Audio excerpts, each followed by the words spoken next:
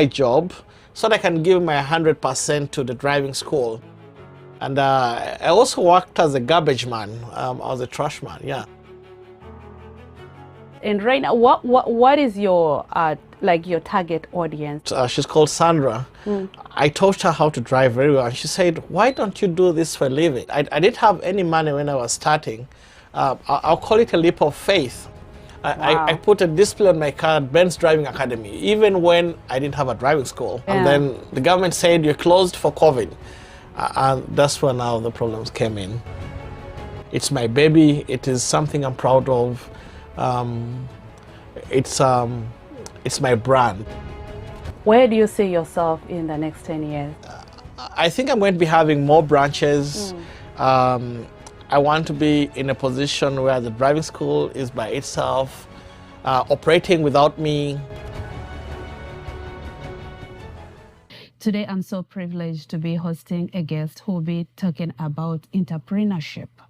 Please stay tuned and don't go away.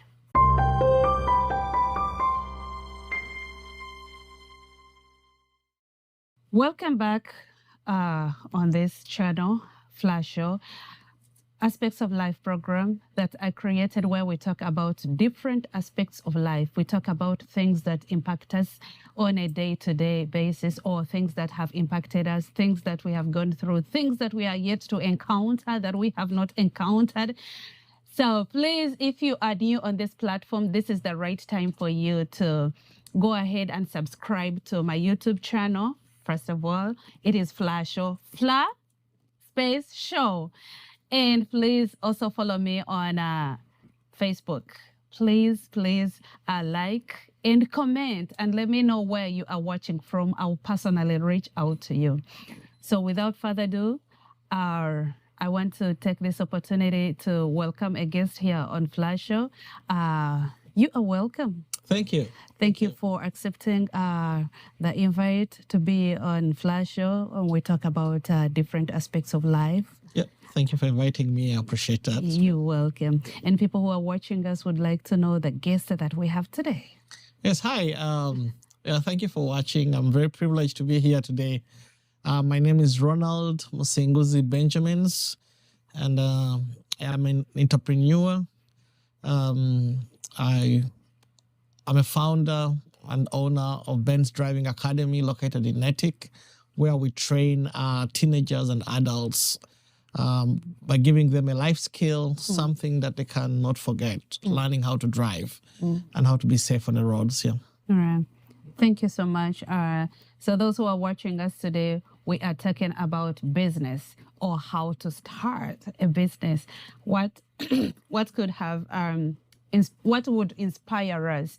And most times we have said that no, we cannot make it, especially as immigrants who are on a foreign land. We say no, we cannot make it. But I'm so privileged to be having a person who is originally from Uganda. Am I right? Yes. Yes, who is an immigrant, vulnerable, of course. So if you could tell us a little bit about your journey to the US, if you're really comfortable talking about it. Yeah. I came to the US in 2013, right after completing my bachelor's at Makerere University. That was actually my last semester. And I decided that I wanted to change things around, look for the American dream, and it landed me here. Right. Yes, so I've been here since 2013. I remember that was July of 2013, yes. Okay. Yeah. And how was the transition for you? The transition was not easy. I was coming from being a student. I was still young. I hadn't established myself. Everything was pretty much new. But like, we Ugandans are always looking for something good to do. We're always striving to work harder. We are what they call hustlers. So I'm a hustler. I like to call myself a hustler. Right. Yeah. Okay. And so the major thing I want us to explore here is like as a business person, as the owner of Ben's Driving School Academy, right? Yes. So did you have the business background? Did you go to school in regard to maybe business administration or anything related to business? Yeah. So at Makerere University, I did a bachelor's in commerce and majored in accounting. I originally wanted to be an accountant. So when I came to the US, I tried to look for accounting jobs. No one was willing to employ me because of my Ugandan bachelor's degree. So I had to go back to school, and I did another bachelor's in business administration and still majored in accounting. So I kind of repeated the same thing all over. I just wanted something that could put me into the system. But while doing that, I was doing all the jobs that everyone does when they come to the US. Yeah, I worked in assisted living. I drove a cab for Watertown Taxi. I worked with individuals with disabilities. I was doing overnight. And I also worked as a garbage man. I was a trash man, yeah. And I did that for 4 years. And I'll say that humbled me down. Right. That humbled me down. As I was doing that, I tried to go to school to be a nurse as well, because all my friends were doing nursing. All my friends were going back to school for nursing. Right. And I did all the prerequisites for nursing. I went to Mass Bay College. I did all the prerequisites, and I was ready to join the program. But at that point, that's when I knew that I was going to be, if I continued with nursing, I thought I'd be a very sad nurse. I was very unhappy in nursing school. Right. So I said, why not? I like business. I like setting up things. Why can't I do something where I can be my own boss? Right. And I still didn't know what it was. Like, there's no money. You have ideas. You have different things you want to do. And initially, I wanted to start a convenience store.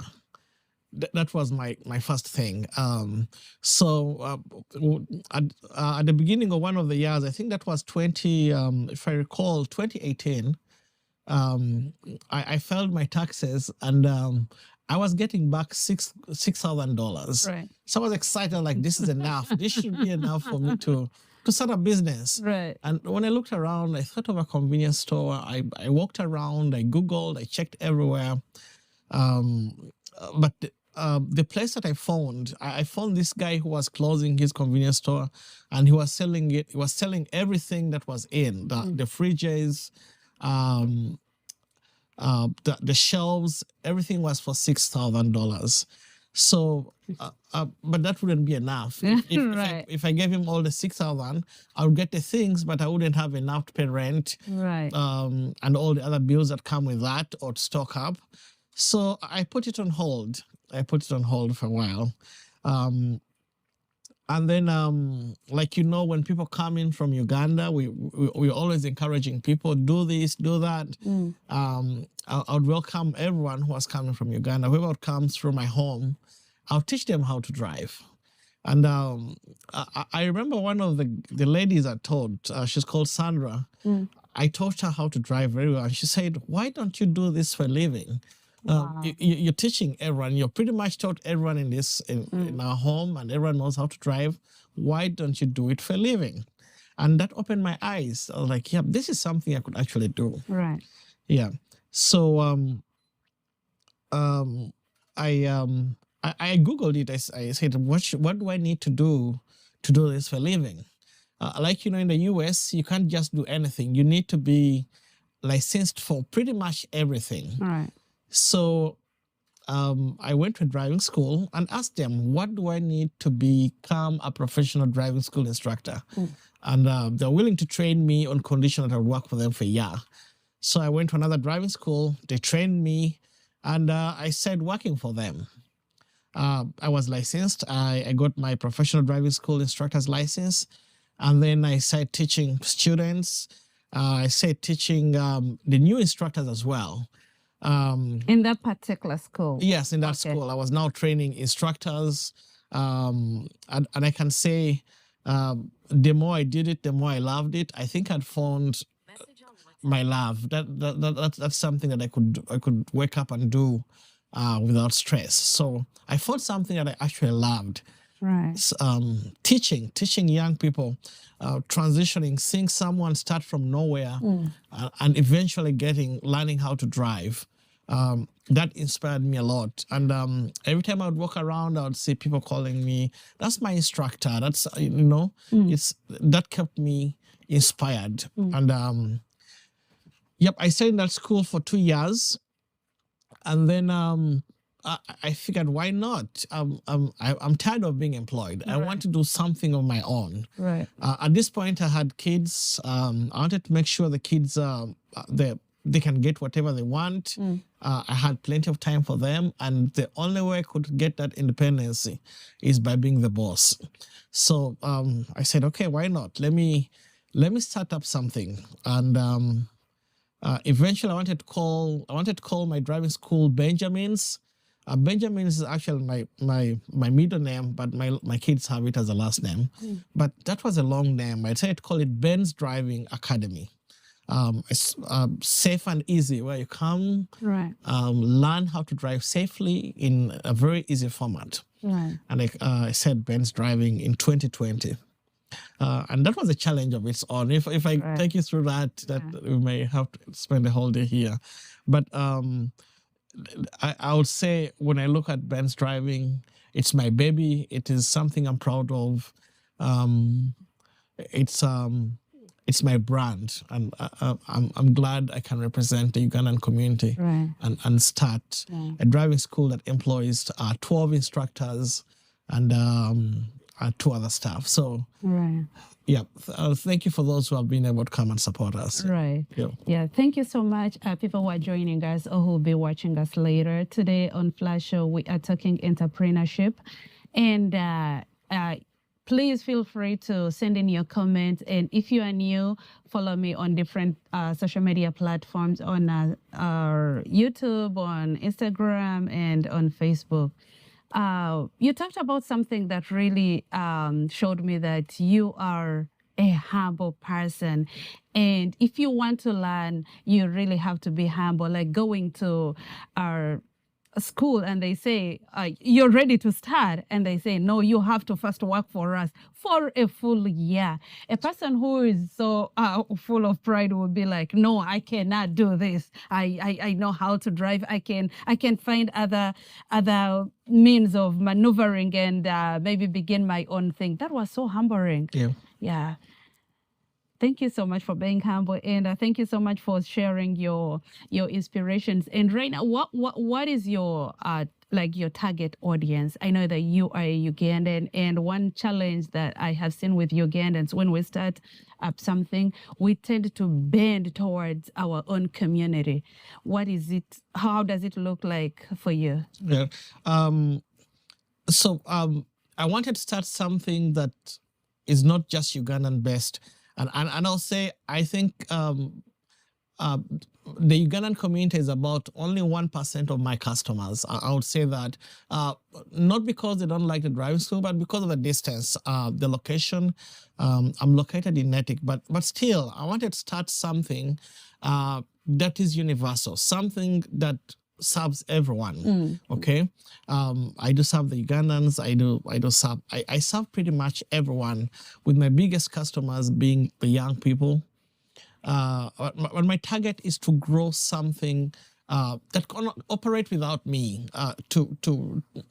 Right now, I can say that Ben's Driving is an established branch. It's a brand of its own. When you're looking for one of the best driving schools, I think we're on a 4.9 right now rating on Google. If you're looking for a brand, we've been able to do that through our good deeds, through our performance, and by keeping the standard up there.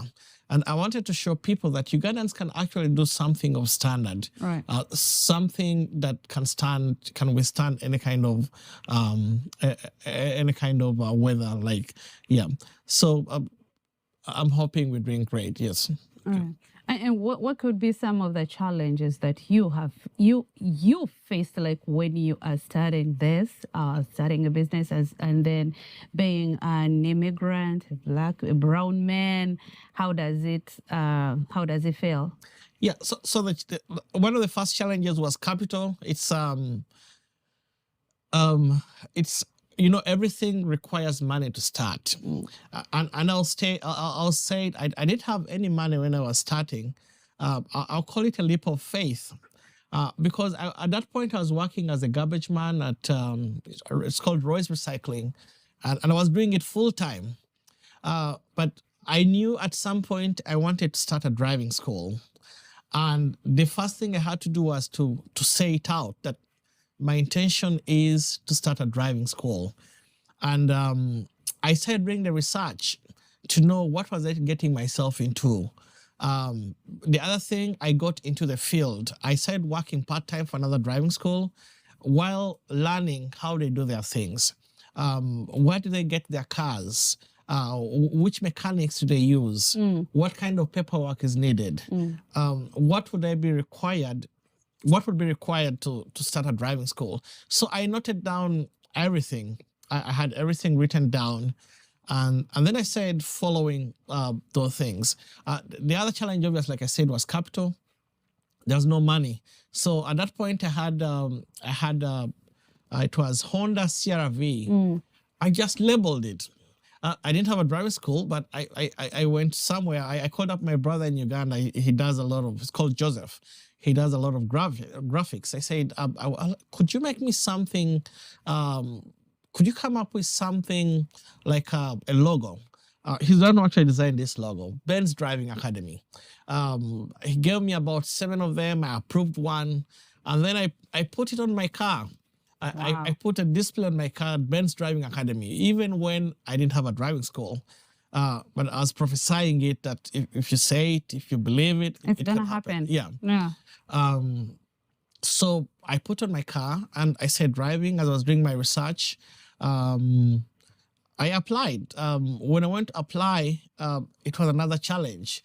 You need to have a kind of experience level before you can start a driving school. I had some of that. I had to reach out in the community amongst my friends and say, hey, I'm planning to start a driving school. Are you willing to, to come up and report in? We'll bring the funds together for that. Like, obviously, you have a dream. When you have a dream, you can see what the end result is going to look like. But no one else can see that except you. So nobody came on board. Nobody it was not their dream. It was your dream. That's right. Yeah. So and not be angry when people didn't come on board when you ask them to join you. But I have a good friend of mine called Maureen. I just went one time. I was stuck. So let's say I opened up the school. I put in all the documentations and all that, and then they closed us for COVID. We're closed for COVID. So I had bills to pay for the office. I had, at that point, I bought some cars, 4 cars. Insurance was pending. I have a mortgage of my own. I had a mortgage of my own at that point. So everything was just there. Yeah. Then the government said you're closed for COVID. And that's when now the problems came in. So I went to one of my friends and told them, do you have any funds that you have on your account that you're not using that I can borrow? And I'm glad that she had some money and she gave me some. She lent me some money and I was able to pay some of my COVID bills. And I'll forever be grateful to that friend of mine. It's very few people that can come up and say, it's okay, I have this extra money that's lying down, that I'm not using right now. You can take it, and when you get it, you can always give it back to me. So that was a very big boost. And at that point, I knew that things were, they were looking bright. And then the other challenge I had was the location. I had a very good location, but no one knew that the driving school was there.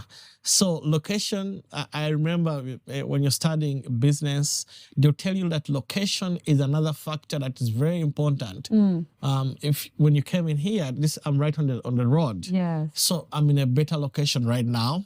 So I don't have to advertise in any way at this point. But location is another important thing that you have to consider. Right. Yeah.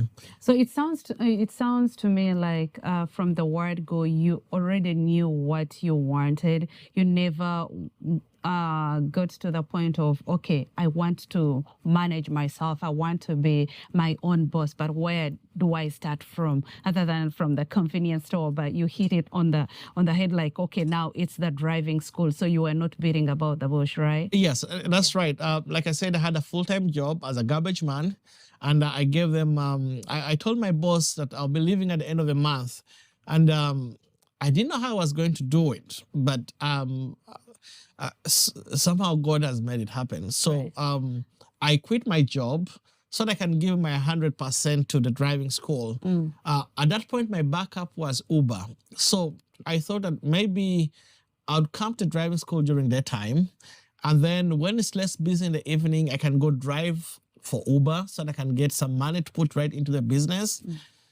That was the plan anyways. And but I had to leave one thing and put all my focus onto this. And I know there are people that have dreams, people that have things that they want to do, but there is no way you're going to do that thing until you put in your all. And I know it's hard, but you have to give it your all. You have to go into something with faith, believing that's going to happen.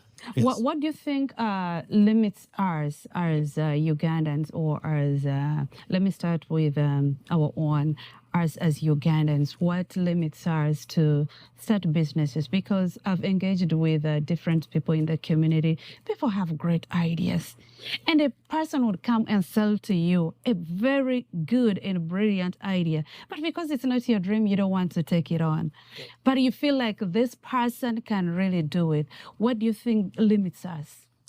I think what limits us is the inability to believe in others. Okay, if someone comes to you with a dream, okay, it may not be your dream, but what if you help this person achieve that dream? Okay, help them in any way you can. When they achieve their dream, they're going to help you achieve your dream as well. Right. Okay, so if someone comes with their dream, encourage them, tell them go for it. So the encouragement, we lack that bit. Right. Instead of looking at the negative bit of anything, Right. for once, look at the positive part and say, okay, for example, if someone comes to me with a business idea, I'll encourage it. I'll say, that's good. That is good. So what do you know about it? Because that's the other thing. Someone has an idea, but they don't know anything about it. Right. Yes. Okay, you want to do that. You want to start something to deal with transport. Do you know how they maintain cars? So why don't you go and work for transport companies so that you can study the system? When you know the system, everything else becomes easier. Right. Yes. So, but the most important thing I would say, let's encourage one another, and also let's support everyone's dream, however small, however insignificant they may look. That is their dream. Yeah. And I know in America, anything is possible. That's true. Yeah. Thank you so much, people who are watching us today on Flash Show. We are having a guest who is talking about who is giving us ideas on how to maybe start a business. He's an entrepreneur. He's been in driving school business for a while. So we are sharing ideas. Have you heard about this notion amongst our community where like a person comes to you with an idea and they're like, oh, I've tried that and it didn't work for me. Please, Togeza, don't even take that route. Don't. And because I tried it, Flavia, and it didn't work for me. So a person comes up with an idea and we just cut it. Yeah. What do you have to say about that? Yeah, that goes back to encouragement. That's okay. It may not have worked for you. Right. But why can't this person try it? Why can't they learn from your mistakes? Right. Okay. Share your mistakes. Yeah, That's what you're saying. Yes. I'm what saying, you didn't do right. Yeah. Share your mistakes. and then encourage. Tell this person that these are the mistakes I made.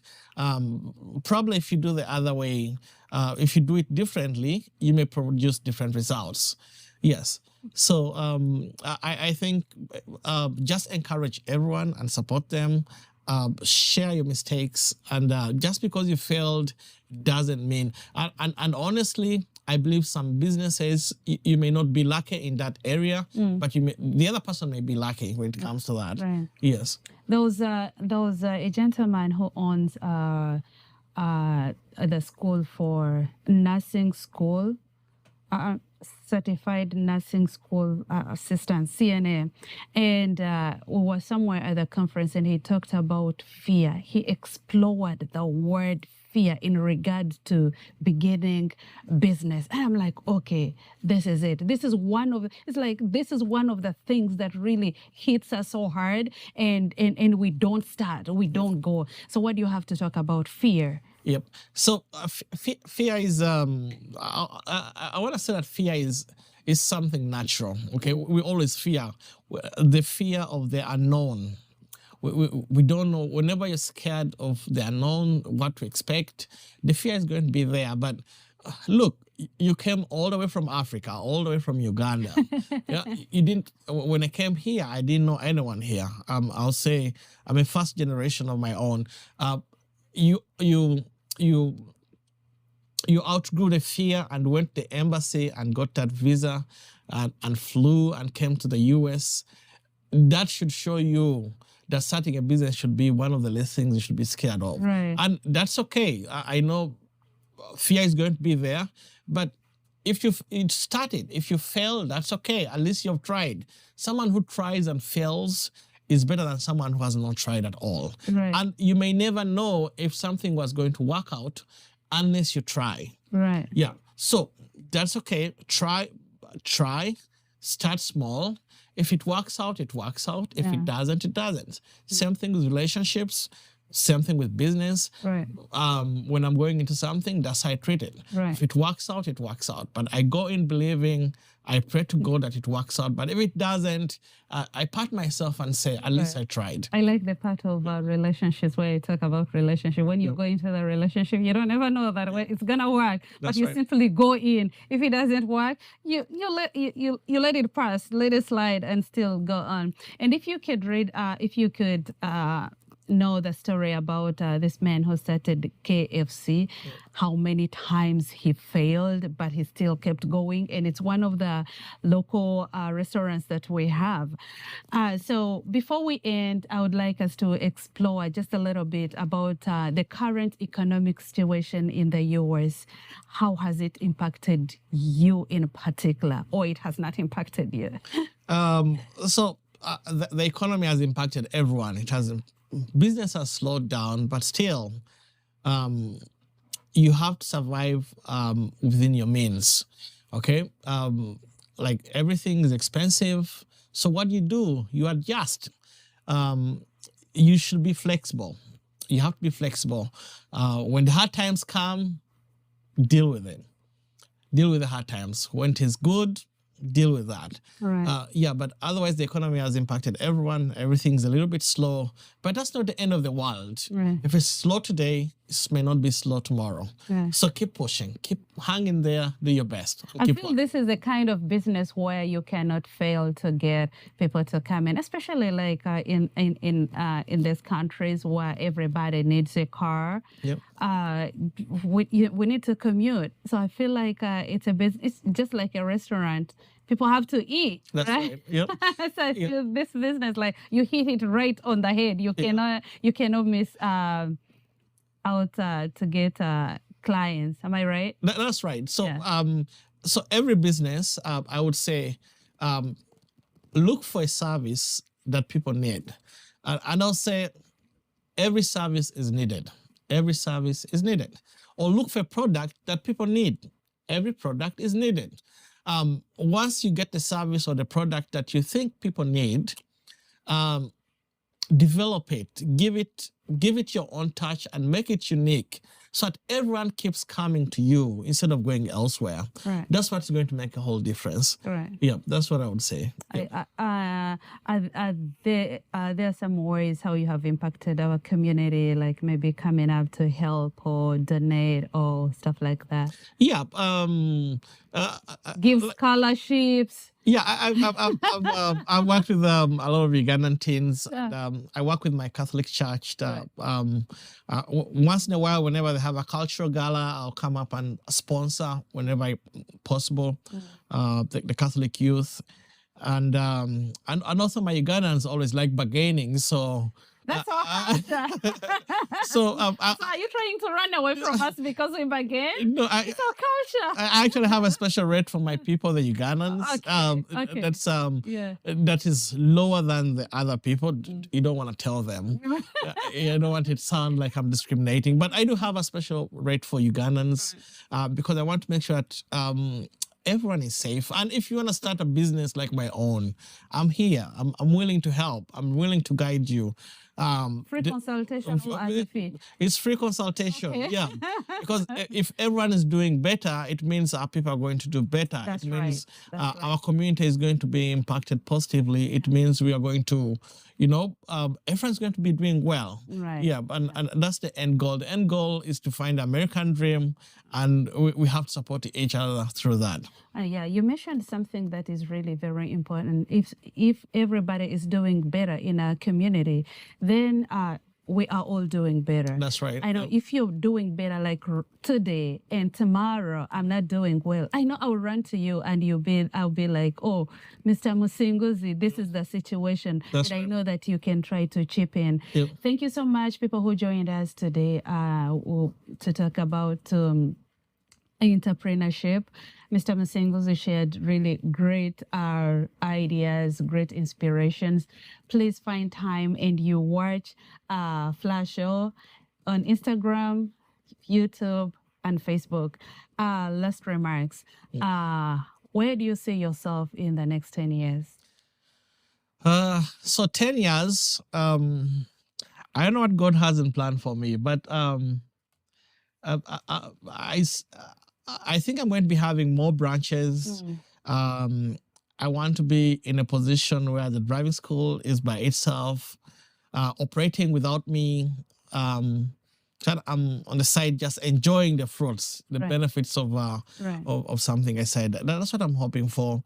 And I'm hoping that everything will be good. And I think the future is going to be bright. I believe, I'm hoping. All right. Yep.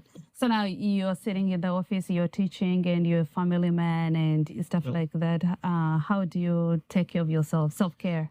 Yeah. And honestly, I'll say for me, family comes first. I have 4 beautiful kids, 3 daughters and 1 boy. And I'll say family comes first.